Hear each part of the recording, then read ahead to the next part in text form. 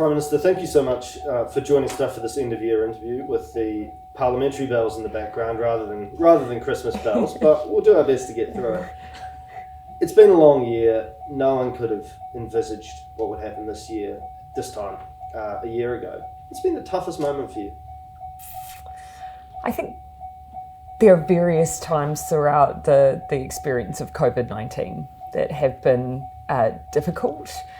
And yet at the same time, with every decision that we've had to make, the path has really been eased by the fact that New Zealanders have just been so quick to respond as well. And so even those most difficult decisions have definitely been eased by the team of 5 million coming on that significant journey. When I look overseas, I don't take for granted the fact that it could have been different. We very much could have had individuals or people who could have disagreed with the strategy or the approach, and there will be people who don't agree with it, but by and large, people have made it work, and without them, we wouldn't be where we are now. Is it a surprise to you how much, I guess, New Zealanders seem to have internalised what the sort of new normal is? If there's a little bit of an outbreak, everyone, you've got to go and get your test, and there's contact tracing, and it doesn't seem to be a matter of public panic anymore. It's sort of...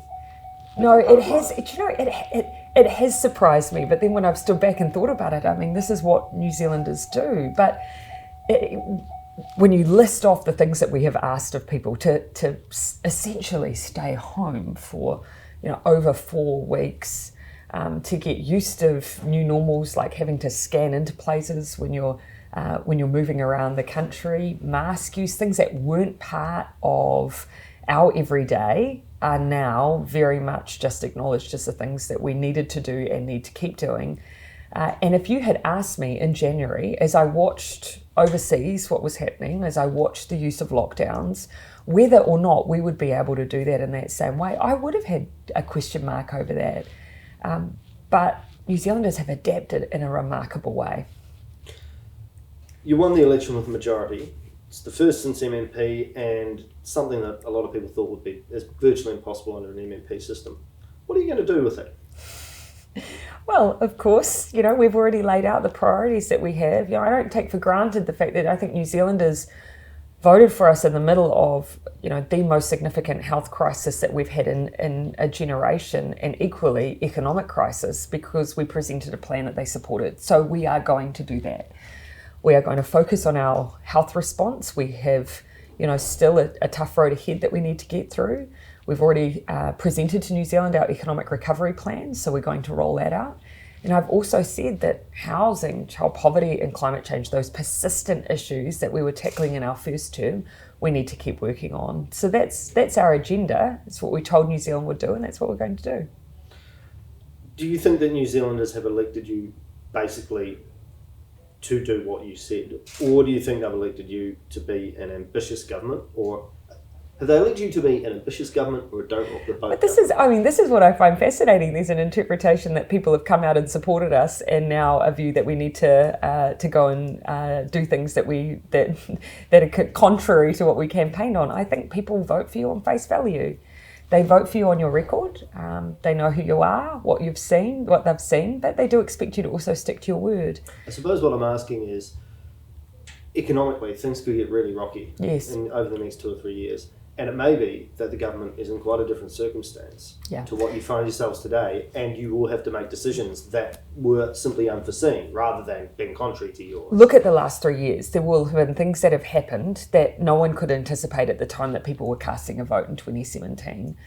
Now, I've always been of the view that we need to campaign on policies, but we also need to give people a sense of what we stand for, because there will be those moments that you are having to respond to things that no one ever had the chance to hear what your policy or program would have been in response to it.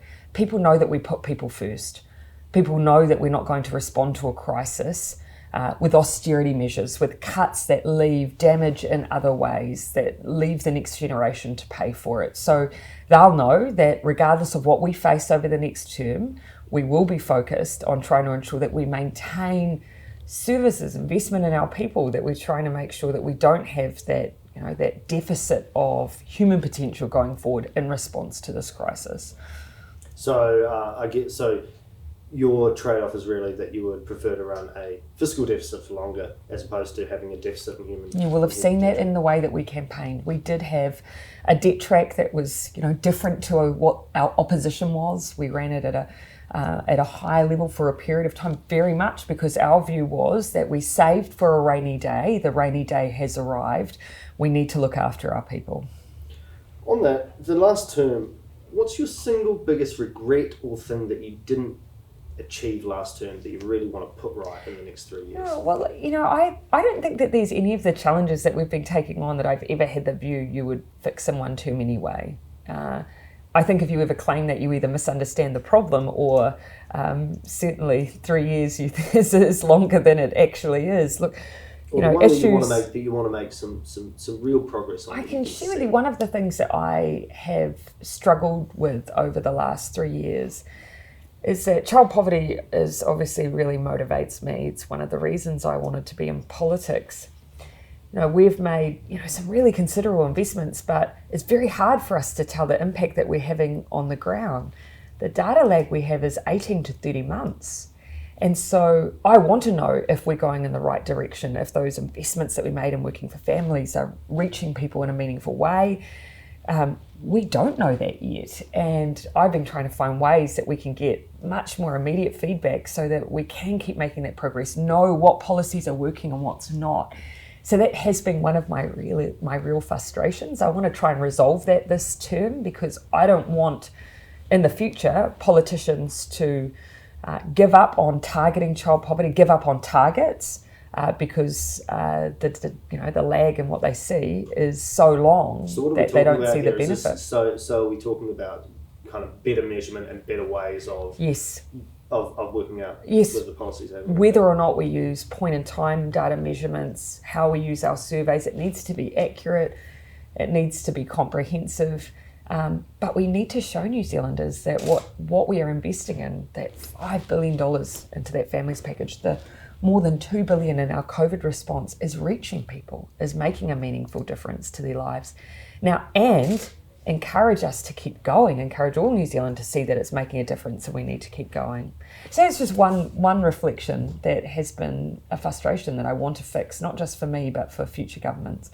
Climate change has obviously been a really big focus of the last term of government, and with the motion, the climate emergency motion, and carbon neutral public sector by 2025, that it's just been announced. You're pushing ahead on that, but climate change is another difficult one like that, isn't it? Because it is difficult. It's often trends are baked in over time. It's difficult to see progress. How will you really start to turn up the work a bit on New Zealand's climate actions? And we need to, no doubt about that. We've got obligations that require us to, and I do think that we did lay some foundations that will be really important to that job. The carbon budgets, that process we've set up with the Climate Commission, all of that is to help us make sure that we are on track. But we absolutely know there is much more that we need to do. Carbon neutral public service is just one way of us making sure that we're sending that message out, particularly into the private sector. As I said yesterday, it's a very short runway. We can't keep postponing. We've got obligations out to 2030 where we need to show the immediate impact of work that we're doing, and we need to make significant shifts, particularly in energy generation and use, to try and change our profile. So that will be a big focus for us this term. How important potentially is the Lake Onslow pumped hydro project as part of the mix? Look, it is really important. I hear some people being dismissive because, of course, we already have a significant amount of renewable generation and for our electricity generation profile, but we will never be able to move away from fossil fuels in our electricity generation unless we figure out what to do around dry year and dry year storage. So this actually, if we want to, say that we won't be reliant on fossil fuels, we have to figure out how to overcome the times when renewables currently aren't serving us well. We need a battery for New Zealand, and that's what pumped hydro is all about. What are your plans over the Christmas break? To stop. Not much more than that, actually. I'm going to do what lots of other New Zealanders do. I'm just going to take a break and have some quiet time with the family. I've missed my family a lot, but just like lots of Kiwis, summer is a time to catch up with them. So you're going to go away on holiday, but we're going to fuel the New Zealand domestic tourism. Yeah, market. absolutely. Well, I'm not going anywhere else, so I'll be in the Coromandel and then on the East Coast, and I'm really looking forward to it. Prime Minister, thanks so much for joining us. It's been a hell of a year. It has. Merry Christmas, and we'll see you in the new year. Thank you. Merry Christmas to the team of 5 million.